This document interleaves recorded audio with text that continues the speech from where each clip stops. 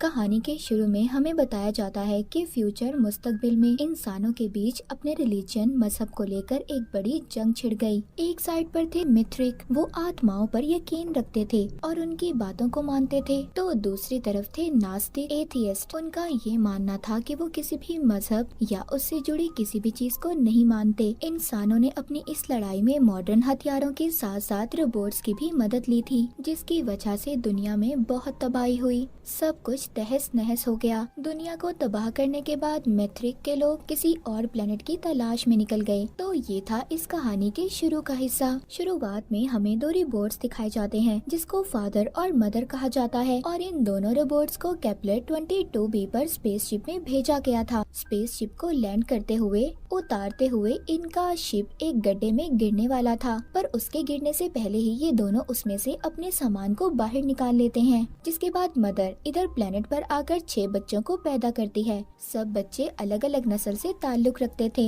ये दोनों रोबोट्स यहाँ पर अपनी छोटी सी सोसाइटी बना लेते हैं और स्पेस मूलियों को उगाकर यहाँ पर गुजारा करने लगते हैं, मतलब एलियन मूलियाँ। इनको देखकर ऐसा लग रहा था कि यहाँ पर प्लेनेट को ढूंढकर इंसानों की सोसाइटी बनाने आए थे। ये दोनों रोबोट्स यही चाहते थे कि ये आने वाली नस्लों को रिलीजन से दूर रखें। मतलब ये दोनों रोबोट्स मदर फादर एथियस्ट थे, जो किसी भी चीज को नहीं मानते थे, क्योंकि ये ऐसा इसलिए चाहते थे कि आने वाले इंसानों में ना रिलीजन मजहब का कोई फर्क होगा और ना ही आपस में ये लड़ेंगे, और इनकी सोच भी सबसे अलग होगी। ये दोनों रोबोट्स ये भी जानते थे कि ये बहुत जल्दी खत्म हो जाएंगे, इनका सिस्टम जल्दी बंद हो जाएगा।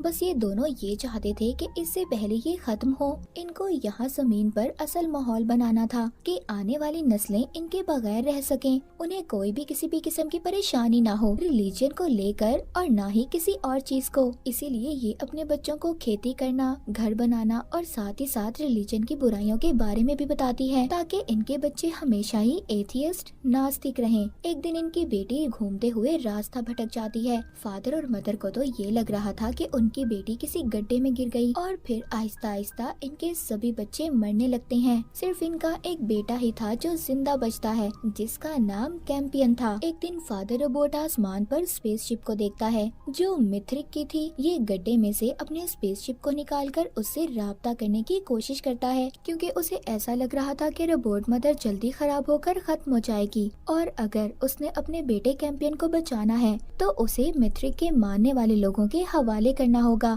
मगर उधर कमजोर रस्सी थी, इसीलिए फादर और कैंपियन उस स्पेसशिप को नहीं निकाल पाते। ये लोग फैसला करते हैं कि अगले दिन आकर इस स्पेसशिप को निकालने की कोशिश करेंगे। It's too dangerous, Campion.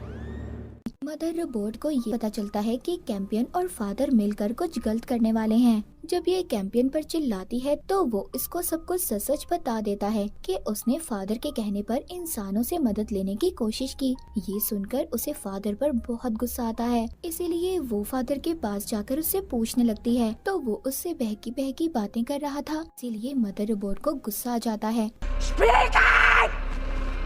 और गुस्से में फादर के बंद करने वाले सिस्टम को उसमें से निकाल कर बंद कर देती है। अब जैसे ही कैंपियन को पता चलता है तो वो उस स्पेसशिप की मदद से इंसानों तक सिग्नल भेज देता है, जिसके बाद मदर का भी ब्रेक डाउन, यानी कि उसका सिस्टम भी खराब होने वाला था। ये देखकर कैंपियन अपनी मदर के साथ बाहर ही सो जाता है। अगले दिन मिथ्रिक का ग्रुप इनके पास आता है, जिसमें एक आदमी जिसका नाम मार्कस था। दरअसल मिथ्रिक के लोग अपना मसीहा ढूंढना चाहते थे। उनको कैंपियन को देखकर ऐसा लगता है कि यही बच्चा है जो रिलीजन मजहब से जुड़ी सभी मुश्किलों को हल करेगा और इनका मसीहा बनेगा। ये सभी यहाँ पर ये प्लान बनाते हैं कि अपने साथ जो रोबोट लाए हैं उसकी मदद से मदर को ठिकाने लगाकर कैंपियन को अपने साथ ले जाएंगे। पर इनको बहुत जल्दी ये बात पता चल जाती है कि मदर कोई आम रोबोट नहीं थी, बल्कि वो तो उड़ने वाली और लोगों को मारने वाली खतरनाक मशीन थी। वो अपनी खतरनाक सुपरसोनिक आवाज से उसकी तेजी से सब मैथ्रिक्स को मारकर मार्कस के स्पेसशिप तक पहुंच जाती है, और उस स्पेसशिप से मार्कस को दूर निकालकर फेंकती है, और अब उसी के स्पेसशिप से उनके दूसरे स्पेसशिप पर हमला कर देती है। पर वो किसी और रूप में थी। मदर अगर चाहे तो अपना रूप भी बदल सकती थी।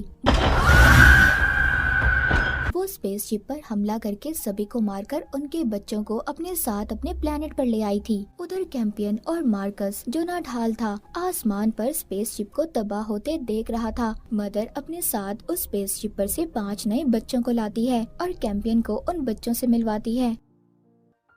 अब यहाँ से कहानी चली जाती है पास्ट यानी माजी में। हमें दिखाया जाता है कि 2145 में जब जंग हुई थी तो 2 एथियस्ट सोल्जर सिपाहियों ने असल मार्कस और उसकी बीवी को मार दिया था और खुद उनका रूप लिया और फिर बाद में ये मिथ्रिक के ग्रुप में शामिल हो गए। मतलब जो मार्कस मदर के पास आया था वो असल एथियस्ट था। कहानी आ जाती है दोबारा से मदर पर। उसने उस रोबोट को मार दिया था जो मिथ्रिक के लोग अपने साथ लाए थे। दरअसल मदर की असल ताकत उसकी आंखों से थी और इसी तरह अब ये उस रोबोट के सिस्टम को निकाल कर फादर के अंदर डाल देती है, जिससे वो भी दोबारा से जिंदा हो गया था। जब कैंपियन दोबारा से अपने फादर को देखता है तो बहुत खुश होता है। फिर ये सब लोग अपनी नई फैमिली के साथ मिलकर खाना खाते हैं, जिनमें वो बच्चे भी शामिल थे जिनको मदर अपने साथ लाई थी दूसरे प्लेनेट से। उधर मार्कस खुद को एक रस्सी से बांधकर गड्ढे के किनारे अपने जिस्म को गर्म कर रहा था ताकि उसको सुकून मिल सके। खाना खाते हुए मदर अपने सभी नए बच्चों को समझाती है कि कोई यहाँ पर रिलीजन की बात नहीं करेगा और no prayer.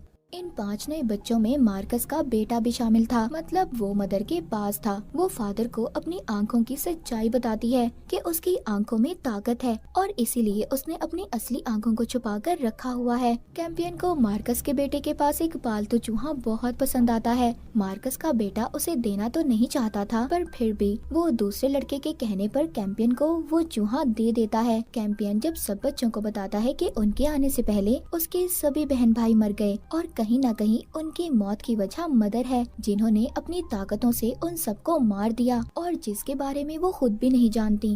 You know I'm not allowed to.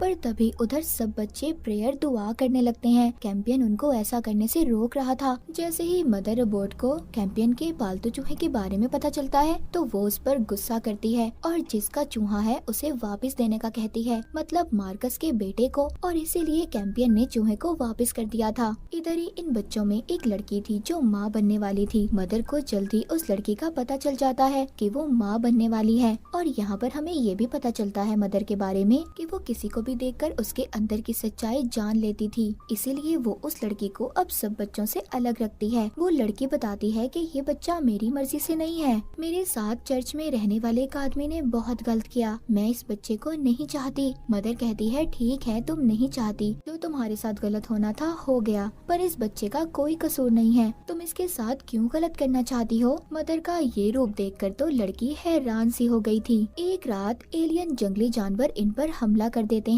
तभी मदर को ये बात भी पता चलती है कि उसकी आंखों को किसी ने चुरा लिया। मदर को सिर्फ फादर पर ही शक था क्योंकि उसने इस बारे में सिर्फ फादर को ही बताया था, पर इसमें कैंपियन का हाथ था। खैर पता चल जाने पर फादर कैंपियन से आंखें लेकर मदर को वापस दे देता है और मदर वो आंखें लगा लेती है जिसमें ताकत मौजूद थी की मदद से सभी जानवरों को मार देती है। वो जानवर उस लड़की पर भी हमला कर देते हैं जो माँ बनने वाली थी, पर वो उनसे बच जाती है। फादर और मदर दोनों इस बात पर बहुत हैरान थे कि इन्हें 12 साल बाद ये बात पता चली है कि इनके अलावा भी यहाँ पर कोई रह रहा है, क्योंकि उन्हें यहाँ रहते हुए इस प्लेनेट पर 12 साल हो चुके थे और इस दौरान इन्होंने कोई ऐसा जानवर, कोई चीज नहीं देखी थी। पर वो जानवर अब मार्कस पर भी हमला करके उसे गड्ढे में गिरा देते हैं, पर रस्सी के बंधे होने की वजह से वो बच जाता है और फिर मिथ्रिक ग्रुप के सिपाही आकर उसे बचा लेते हैं। अब इस हादसे के बाद सभी बच्चे बहुत ज्यादा डर गए थे, इसीलिए वो सभी यहाँ से जाना चाहते थे, पर मदर उस लड़की की तरफ इशारा करके कहती है कि नहीं, अभी हम कहीं नहीं जाएंगे क्योंकि अभी इसके यहाँ बच्चा पैदा होने वाला है।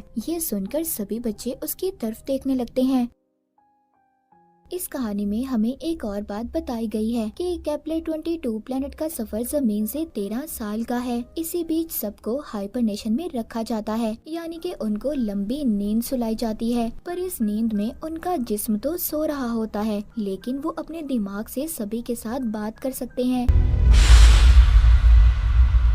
मार्कस को होश आता है तो वो अपनी बीवी से अपने बेटे का पूछता है। वो बताती है कि हमारा बेटा मदर के कब्जे में है। दूसरी तरफ जो मदर के पास बच्चे थे उनमें से एक बच्चा सबको बताता है ये दोनों रोबोट्स हमसे झूठ बोल रहे हैं कि यहाँ पर जंगली जानवर हैं। ये हमें सिर्फ डरा कर इधर रखना चाहते हैं ताकि हम यहाँ से कहीं न जा पाएं। तभी कैंपियन को भी याद आता है कि पहले भी मदर ने ऐसी ही कहानी सुनाकर उन्हें यहाँ पर रखा था। वो लड़का जो यहाँ पर पहले सबको समझा रहा था अब वो उस लड़की से बात करता है जो माँ बनने वाली थी। वो कहता है तुम्हें अपने बच्चे का नाम उसी आदमी पर रखना चाहिए जिसका ये बच्चा है। लेकिन वो लड़की ये सुनकर उसे थप्पड़ मारती है जिससे उस लड़के के मुंह से खून आने लगता है और आहिस्ता आहिस्ता वहाँ पर सभी बच्चों की तबीयत खराब हो जाती है। कैंपियन को भी अब ऐसा ही लग रहा था कि मदर ही अपने बच्चों की जान ले रही है। उधर मदर जिसको अपने बच्चों की फिक्र थी वो उस तबाह स्पेसशिप में से एलियन रोबोट की शक्ल में आकर वहाँ से कुछ दवाइयाँ लेने जाती है ताकि वो अपने बच्चों की जान बचा सके। ये बात तो साफ थी कि मदर अपने बच्चों की जान नहीं ले रही थी। उधर स्पेसशिप में जितने भी मित्रिक बचे हुए थे जब वो मदर को देखते हैं तो जमीन के अंदर जाकर छुप जाते हैं।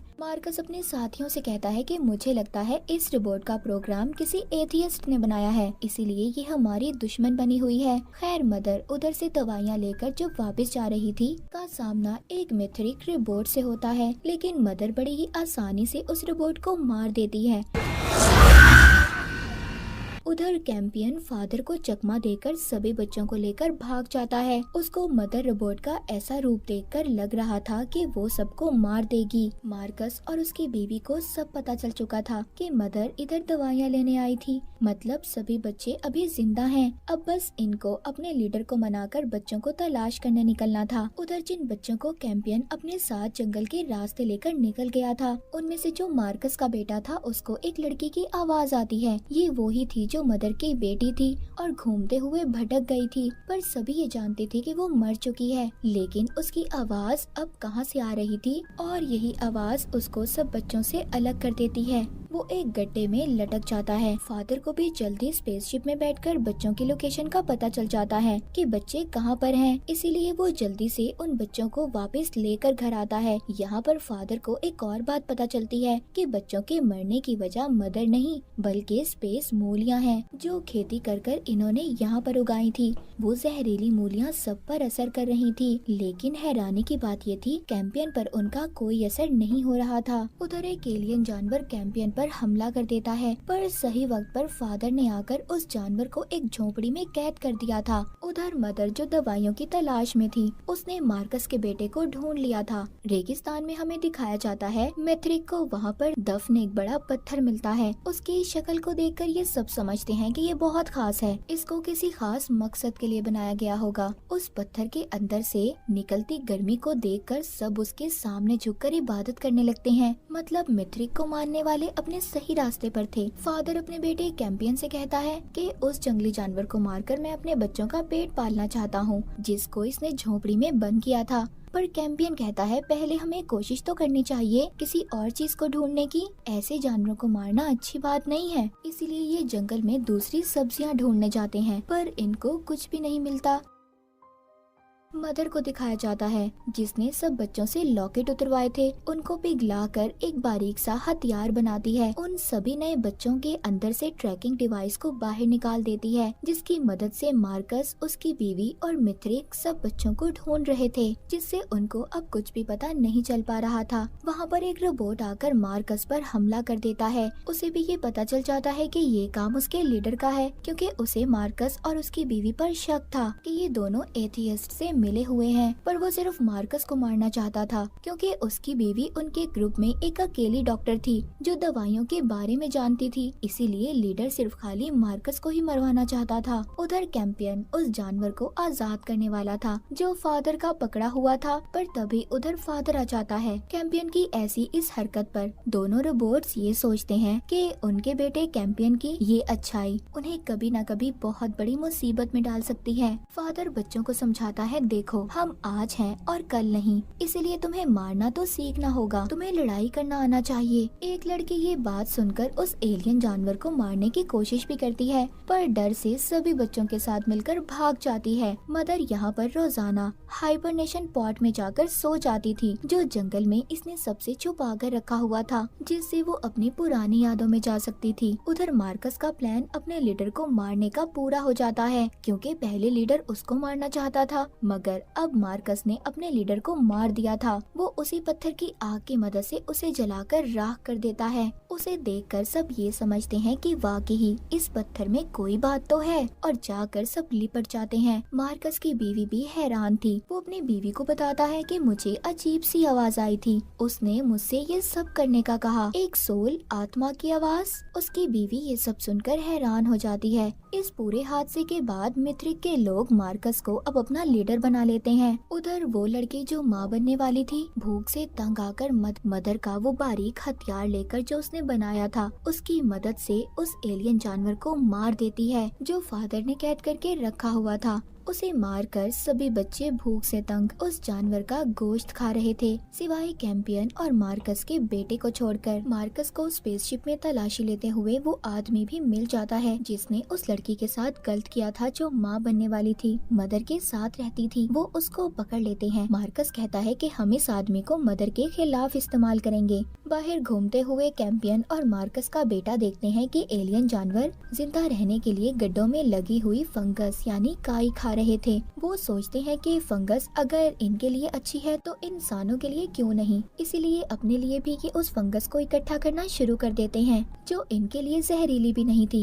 इधर मार्कस ने जिस आदमी को पकड़ा हुआ था, वो बताता है कि सारे काम उसने सोल के कहने पर किए। ये सब बातें मार्कस को काफी अजीब लग रही थी। अब क्योंकि मार्कस मैथ्रिक का लीडर भी बन चुका था, उसके साथ एक लड़की काफी ज्यादा घुलने मिलने की कोशिश कर रही थी। उधर मदर हाइबरनेशन पॉट में नींद में जाकर अपनी पुरानी यादों में चली जाती है, और आखिरकार हमें यहाँ पर पता चलता है कि मदर कौन थी और किसने इसको यहाँ पर भेजा था। मदर भी पहले मिथ्रिक के लिए काम करने वाली एक रोबोट थी, मगर उसको एक एथियस्ट ने अगवा करके रीप्रोग्राम कर दिया, दोबारा से उसके अंदर की चीजों को बदल दिया। ये आदमी पहले मिथ्रिक का ही था, पर इसने अपने रिलीजन के खिलाफ बगावत कर दी, और ये मदर से प्यार भी करता था। इसने मदर को बदलकर इंसानों की खिदमत करने वाला एक रोबोट बना दिया, और इसने फादर रोबोट को भी बनाया था, और दोनों को केपलर 22 पर जाकर एथियस्ट की सोसाइटी बनाने का कहा। उसने मदर को भेजने से पहले उसकी सारी पुरानी यादों को मिटा दिया था, क्योंकि वो ये नहीं चाहता था कि आगे के इंसान उसको भी अपना गॉड,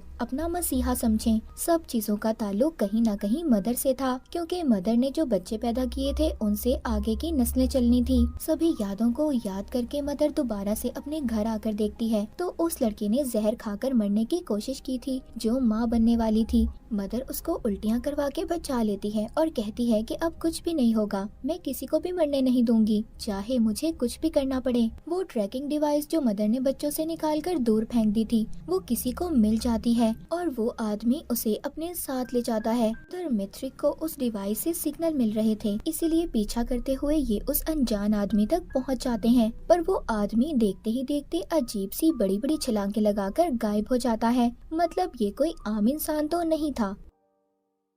इधर ही मार्कस को इस जगह का नक्शा मिलता है, और सभी मदर को ढूंढने का प्लान बनाते हैं। वो वहाँ पर जानवरों के बहुत बड़े बड़े कंकाल भी देखते हैं। सुबह को मार्कस उस नक्शे की मदद से आखिरकार मदर के कैंप को ढूंढ ही लेता है। आगे कहानी में दिखाया जाता है मदर रोजाना जंगल में जाकर हाइबरनेशन पॉट में अपनी पुरानी यादों में चली जाती थी। ये बात छुपा हुआ मार्कस और फादर भी सोचते हैं कि मदर रोजाना कहाँ पर जाती है। मार्कस अपनी बीवी से कहता है कि हमें अपने बेटे को मदर से हासिल करना होगा, और हम उसको सब कुछ सच सच बता देंगे। हम तुम्हारे असल माँ बाप नहीं हैं। पर मार्कस की बीवी को उसका ये आइडिया बिल्कुल भी अच्छा नहीं लगता। वो कहती है, क्या तुम ये बताओगे कि हमने तुम्हारे असल माँ बाप को मारा? मार्कस कहता है कि अगर हमें अपने बेटे को बचाना है तो मदर रोबोट को तो मारना होगा, क्योंकि अगर वो जिंदा रही वो कभी भी हमसे हमारे बेटे को मिलने नहीं देगी। मार्कस और उसकी टीम जंगल में जाते हैं ये पता लगाने कि मदर रोबोट इतने घंटे क्या करती है। एक लड़का जलाने के लिए जब लकड़ियाँ इकट्ठी करने करने जाता है तो उसको खाने का एक खाली डब्बा मिलता है। वो आकर अपनी दूसरी साथी को बताता है। उन दोनों को अब समझ आ गई थी कि कोई बाहर जिंदा इंसान इन पर नजर रख रहा है। उधर मदर के साथ कैंपियन और मार्कस का बेटा एक गेम खेल रहे थे। कैंपियन जिस पजल को सुलझाने में घंटों लगा देता है, उधर मार्कस का बेटा उसे फौरन से हल कर देता है, जिस वजह से कैंपियन उससे जलने लगा था। जंगल में मार्कस की बीवी को वो पॉट मिल जाता है जिसमें मदर अपनी पुरानी यादों में जाया करती थी। मार्कस उसको देखकर कहता है कि यही सही वक्त होगा जब हम मदर को मार सकते हैं, क्योंकि इसमें जाने के बाद वो बहुत गहरी नींद में सो जाती है और इसी दौरान हम उसको मार सकते हैं। हम उसके जिस्म को बॉम्ब से उड़ा देंगे। उधर कैंप में मदर उस बच्ची की ड्राइंग देखती है जो रास्ता भटक कर गुम हो गई थी और मर चुकी थी, पर मदर को कुछ समझ नहीं आता कि उसकी बनाई हुई ड्राइंग उसकी पुरानी यादों से मिल रही थी। उसको अब लग रहा था कि शायद उसके पीछे कोई है जो उसके बारे में जानना चाहता है, उसका पीछा कर रहा है। मार्कस का बेटा बेचारा फंगस खाकर तंग आ चुका था। वो भी अब एलियन जानवर का गोश्त खाना चाहता था, पर वो खुद से किसी की जान नहीं ले सकता था। इस बात पर कैंपियन को उस पर गुस्सा आता है। कहता है तुम ये काम क्यों नहीं कर सकते, और उसे मारने लगता है। फादर जब ये देखता है कि कैंपियन मार्कस के बेटे को मार रहा है तो वो उसको मदर के पास लेकर जाता है। मदर उसको समझाती है कि बेटे ऐसी परेशानियां हल नहीं होती, ऐसे किसी पर हाथ उठाकर किसी को मारकर। पर कैंपियन उसको उल्टा जवाब देकर चला जाता है और कहता है मॉम आप ये सब ना ही कहें तो अच्छा होगा। उसके जाने के बाद मदर फादर से पूछताछ करती है कि फादर ही तो नहीं जो उसका पीछा कर रहा है, लेकिन फादर नहीं था। इसीलिए मदर अब खुद इस बात का पता करती है और जाकर अपने हाइबरनेशन पॉड में कंप्यूटर से पूछताछ करती है। उसको पता चलता है कि कोई वायरस है जो उसको उसकी पुरानी यादों की तरफ खींच रहा था। ये दोबारा से गहरी नींद में जाकर सब पता करती है। तभी वहाँ पर मार्कस के लोग आकर इसके चारों तरफ बॉम्ब लगा देते हैं और एक आदमी उसके आगे आईना लेकर खड़ा हो जाता है ताकि वो शीशा मदर की सारी ताकत को कुछ देर के लिए कंट्रोल कर पाए। पर ऐसा कुछ नहीं होता। मार्कस के लोगों का सारा प्लान खराब हो गया था, जिस वजह से मदर भी अब होश में आ जाती है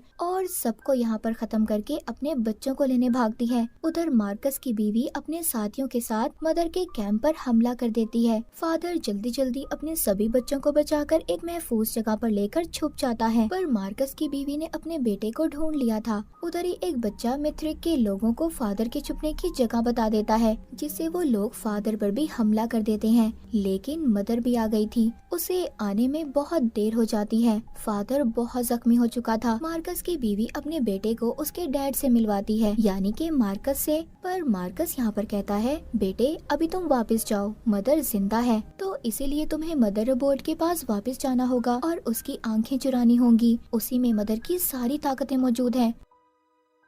उसका बेटा अब यही करता है।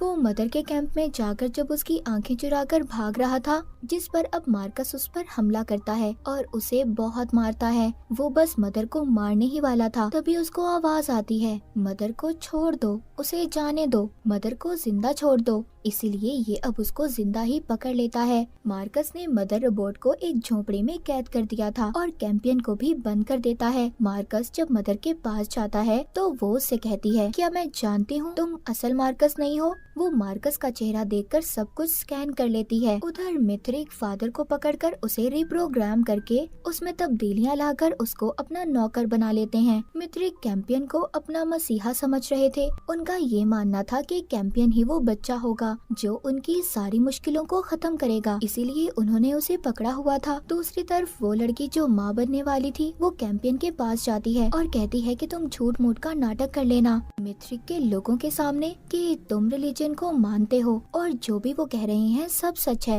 एक तरफ मार्कस का बेटा बैठा घर बना रहा था। मिथ्रिक के लोग जब उसको देखते हैं तो वो सोचते हैं कि शायद हमारा मसीहा ये बच्चा हो, पर उनके रिलीजन, उनके मजहब के लिहाज से उनका मसीहा ऐसा होगा जिसका इस दुनिया में कोई भी नहीं होगा। मगर उन लोगों को ये नहीं पता था कि मार्कस का बेटा भी तो अनाथ था, उसका भी इस दुनिया में कोई भी नहीं था, कि असल मार्कस और उसकी बीवी तो मर चुके थे। अब नकली मार्कस मदर की बातों से तंग आ गया था और साथ ही साथ उसको आवाजें भी सुनाई दे रही थी जो अजीब थी। इसीलिए तंग आकर वो अपने बेटे यानी मार्कस के बेटे को धक्का मारता है। आखिर क्यों सोल मदर रोबोट को जिंदा रखना चाहती थी या फिर चाहता था। उधर जब मैथ्रिक के लोग कैंपियन को अपना मसीहा बनाने के लिए रस्मों को शुरू करते हैं। जब कैंपियन अपने बहन भाइयों की कब्रों को देखता है, उन पत्थरों को, तो उसको न जाने क्या हो जाता है, इसीलिए वो वहाँ से भाग जाता है। मगर फादर ने उसे पकड़ लिया था और दोबारा से बंद कर देता है, क्योंकि फादर का प्रोग्राम तब्दील हो चुका था। वो मिथ्रिक के लिए काम कर रहा था।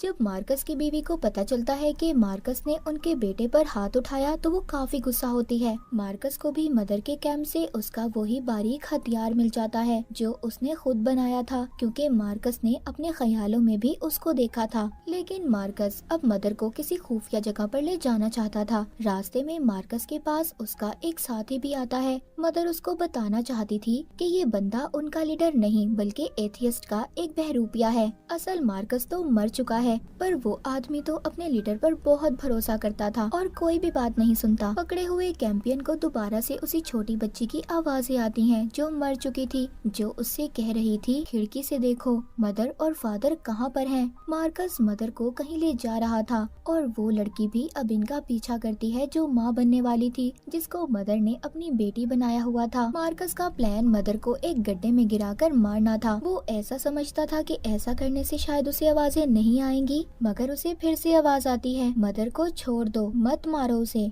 तभी उधर फादर जो मिथ्रिक के कब्जे में था, मदर को उस गड्ढे में गिरा देता है, मगर अपनी एक उंगली से रस्सी को पकड़कर बचा भी लेता है। मार्कस की वो आवाजें अब ख्यालों में बदल चुकी थी। वो ख्याल में खुद को अपने असल रूप में देख रहा था और इन्हीं ख्यालों में खुद को जख्मी कर लेता है। इस बात का फायदा उठाकर मदर भी गड्ढे से बाहर आ गई थी और फादर से कहती है, मैं अपने और तुम्हारे बच्चों को जरूर बचाऊंगी। ये कहकर वो वहाँ से चली जाती है। मार्कस को इधर अभी भी आवाजें आ रही थी, मदर को जाने दो, उसे छोड़ दो, उसका जिंदा रहना जरूरी है। मार्कस तो जैसे इन आवाजों से पागल हो चुका था। उधर मार्कस की बीवी खाने के लिए एलियन जानवर का गोश्त इकट्ठा कर रही थी। वो अपने बच्चे को लेकर यहाँ से जाना चाहती थी, लेकिन तभी उधर फादर जख्मी मार्कस को लेकर आता है। मार्कस जो कि बहुत जख्मी था, वो बताता है कि मिथ्रिक का मसीहा कोई और नहीं बल्कि मैं खुद हूँ। ये मुझे उन आवाजों ने बताया है जो मेरे कानों में आती हैं। मार्कस की बीवी ये सुनकर हैरान हो जाती है।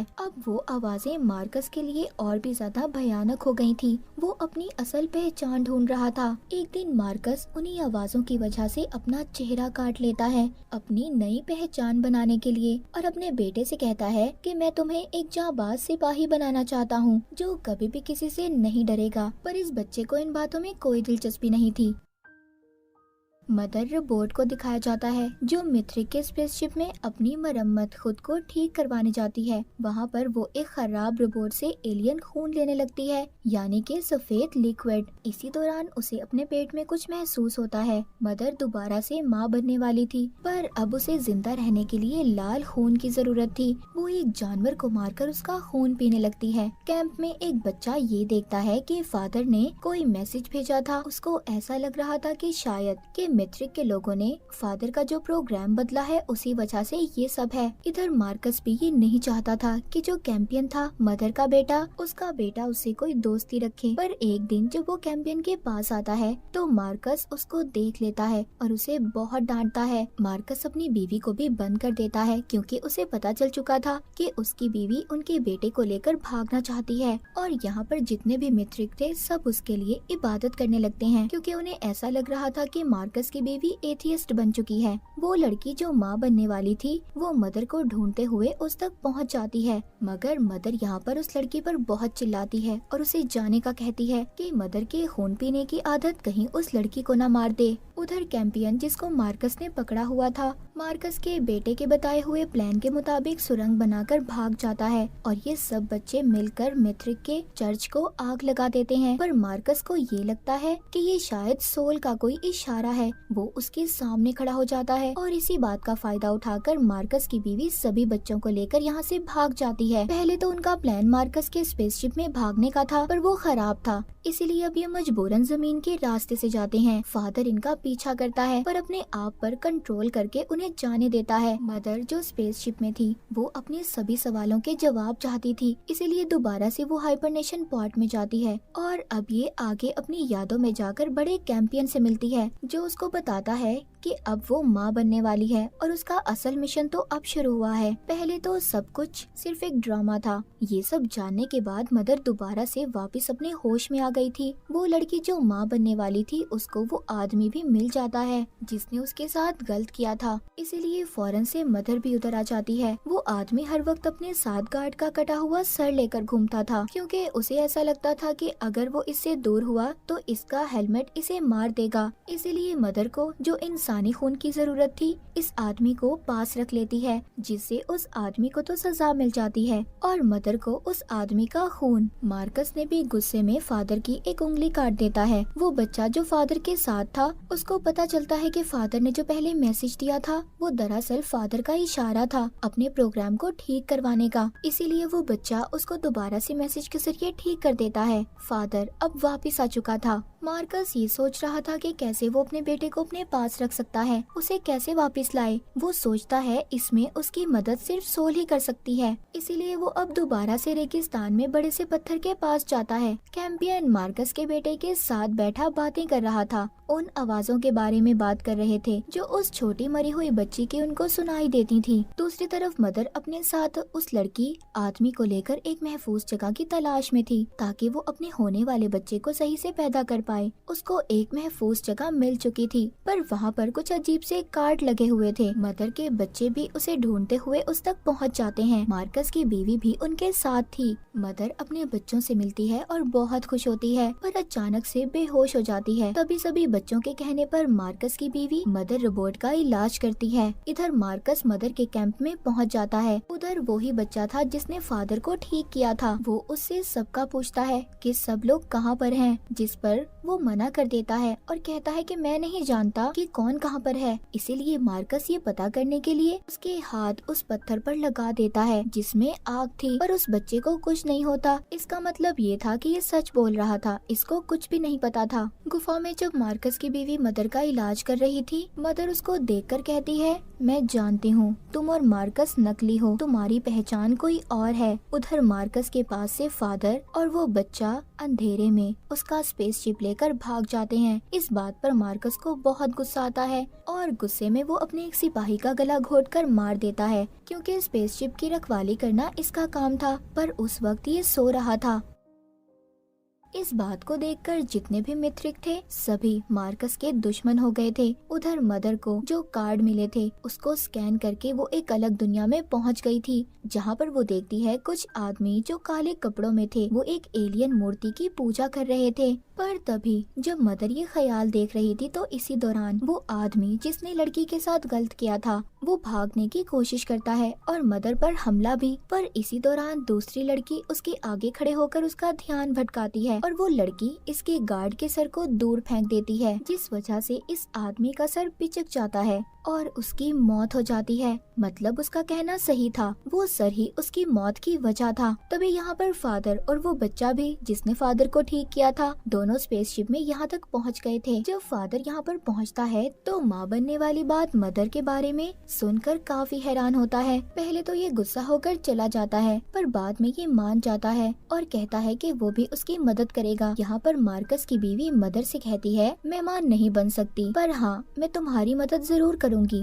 मार्कस के बेटे को भी वो आवाजें आने लगी थी जो उससे गलत काम करवा रही थी। वो कार्ड्स जिससे अभी मदर अपने ख्यालों की दुनिया में गई थी वो उसको जला देता है ताकि कोई भी सच्चाई के बारे में ना जान पाए। उधर मार्कस का सच भी मिथ्रिक के लोगों को पता चल चुका था कि वो एक बहरूपिया है। वो उसको मारने के लिए मदर की चोरी की हुई आंखें खिला देते हैं ताकि वो मर जाए, पर वो अभी भी जिंदा था। इतनी जल्दी मार्कस कहाँ मरने वाला था। हम देखते हैं कि मदर अब बच्चे को पैदा करने के लिए एक महफूज जगह पर जाती है, उसी जगह पर जो जगह उसने अपने सपने में उन कार्ड्स की मदद से देखी थी। पर फादर और बाकी लोग यही समझ रहे थे कि ये जगह महफूज नहीं है, लेकिन मदर को यकीन था कि ये जगह बिल्कुल ठीक है। मार्कस के बेटे को जो आवाजें आई थी उसमें सोल ने बताया था कि ये जगह उनके लिए बिल्कुल ठीक है और ये बच्चा भी सोल की वजह से ही पैदा हो रहा है। लेकिन कैंपियन को इस बात से जलन थी कि मदर सबसे ज्यादा इसी बच्चे को खास समझ रही है, पर फादर को मदर सब सच बता देती है। वो बताती है कि मैं भी ये नहीं जानती कि मेरे साथ ये सब कुछ कैसे हो रहा है, पर हाँ मैं ये जरूर जानती हूँ असल मिशन हमारा अब शुरू हुआ है। फादर इस बात से नाराज होकर चला जाता है।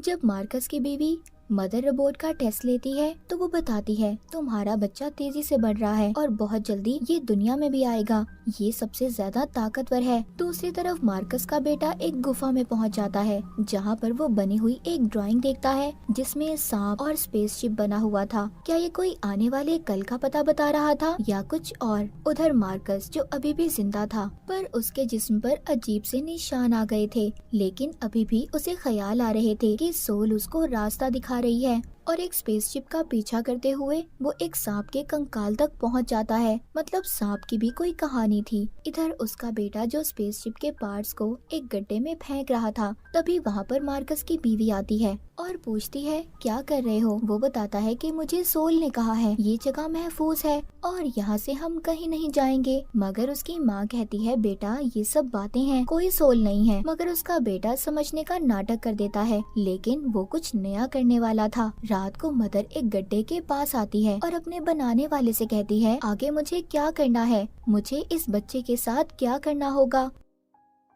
तभी वहाँ पर वही छलांगे लगाने वाला आदमी आ जाता है, मगर फादर भी उधर पहुँच गया था और मदर एक ही मुक्के से उसे मार देती है। फादर जब उसका मास्क हटाता है तो वो एक एलियन था। उसके बैग से उन्हें इंसानी खोपड़ी मिलती है, पर वो जमीन पर रहने वाले इंसान की नहीं थी, वो किसी दूसरे प्लेनेट के इंसान की थी। उधर मार्कस की बीवी को पता चल चुका था कि मदर जल्द ही माँ बनेगी और अगर अभी उसका बच्चा पैदा ना हुआ तो वो मर सकता है। मार्कस का बेटा उसको भी अब सच्चाई पता चल चुकी थी। सोल ने उसे बताया था जो तुम्हारे माँ बाप हैं वो असल नहीं हैं, वो एक बहरूपियाँ हैं। इसीलिए वो अपनी माँ पर गोली चला देता है। अब वो तो जख्मी हो गई थी, इसीलिए मदर के पास तो नहीं जा सकती थी। वो बच्चों को लेने भेजती है। मदर भी एक गुफा में पहुँच गई थी, जिधर वो उसी एलियन की मूर्ति देखती है जो उसने कार्ड्स के जरिए अपने सपने में देखी थी। जब इन सभी चीजों को देख रही थी तो तभी उसका बच्चा पैदा होने वाला था, मगर बहुत ज्यादा दर्द के बाद मदर रोबोट का बच्चा उसके मुंह से निकलने लगता है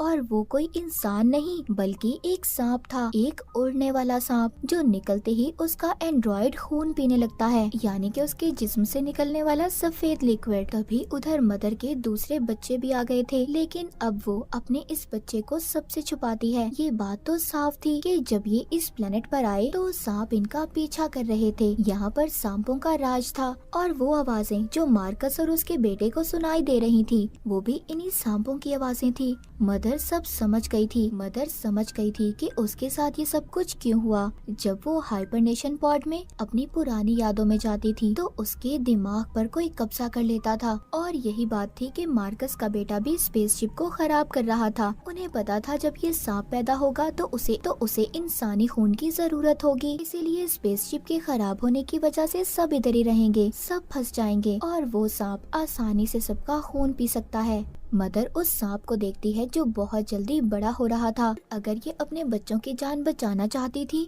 तो ये फादर के साथ उस सांप को लेकर स्पेसशिप में यहाँ पर एक गड्ढे में चली जाती है जिधर दहकता हुआ लावा था। वो उस लावे में जाकर अपने साथ ही इस सांप को भी खत्म करना चाहती थी। कैंपियन जब ये देखता है तो बहुत चिल्लाता है। मदर और फादर के आखिरी वक्त में उनके सामने उनके सभी बच्चों की यादें आ रही थी। उनको पूरा यकीन था कि इनके जाने के बाद कैंपियन ह्यूमैनिटी इंसानियत का नया लीडर मसीहा बनेगा। उधर मार्कस जो भी जिंदा था जंगल में कुछ एथियस्ट को देखता है और एक को छोड़कर बाकी सबको मार देता है। उसके कान से डिवाइस निकालकर सब एथियस्ट को बताता है यहाँ पर कोई भी एथियस्ट नहीं आएगा, सोल ने सबको मना किया है, मैं अब इस प्लेनेट का राजा हूँ। पर तभी उधर एक स्पेसशिप आती हुई दिखाई देती है जो एथियस्ट की ही थी। उधर मदर और फादर जो लावे में गए थे, मगर दूसरी तरफ से उनका स्पेसशिप बिल्कुल ठीक हालत में निकल आता है और उड़ने वाला सांप भी यहाँ से चला गया था। जो मार्कस के बेटे को ड्राइंग दिखी थी, स्पेसशिप, एलियन, उड़ने वाला सांप, ये अब सब कुछ सच हो चुका था। मदर के सभी बच्चों को ऐसा लग रहा था कि फादर और मदर तो मर गए हैं, जिसके बाद सब कैंपियन की तरफ देखते हैं कि उनके मरने के बाद सारी जिम्मेदारी अब कैंपियन की थी। इसी के साथ ये सीजन यहीं पर खत्म हो जाता है।